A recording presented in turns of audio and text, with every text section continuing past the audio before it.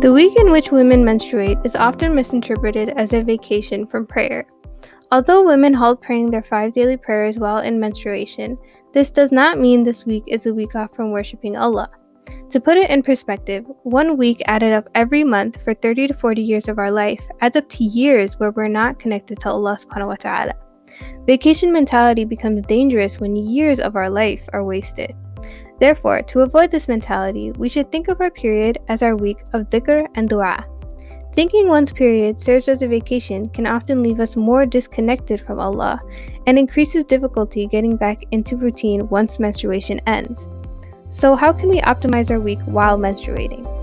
Regardless of not being able to pray our 5 daily prayers, fasting, or reading the Quran, there are lots of things we can do in order to gain reward during this week.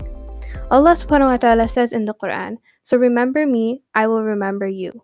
This ayah conveys that as long as we are doing something that will bring us closer to Allah subhanahu wa ta'ala or remind us of Him, the action will benefit us in the hereafter. For example, we can listen to the Quran with meaning to apply it to our lives. We can also ask for forgiveness from Allah subhanahu wa ta'ala and make dua. It can be difficult to think of everything we like to think or ask Allah subhanahu wa ta'ala for. To help, we've attached a link in the description that has many du'as which we can build the habit of reciting during our period.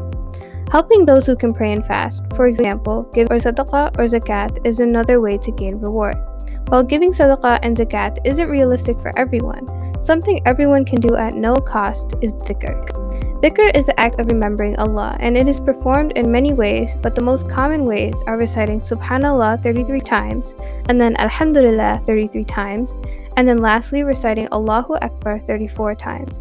The Prophet ﷺ said, "Whoever recites Subhanallahi wa bihamdihi 100 times a day will be forgiven of all his sins, even if they were as much as the foam of the sea." These small deeds add up and become monumental when added up throughout the week in which a woman menstruates. Click on the pop-up button above to see our video on the importance of dhikr and how to make your own tasbih.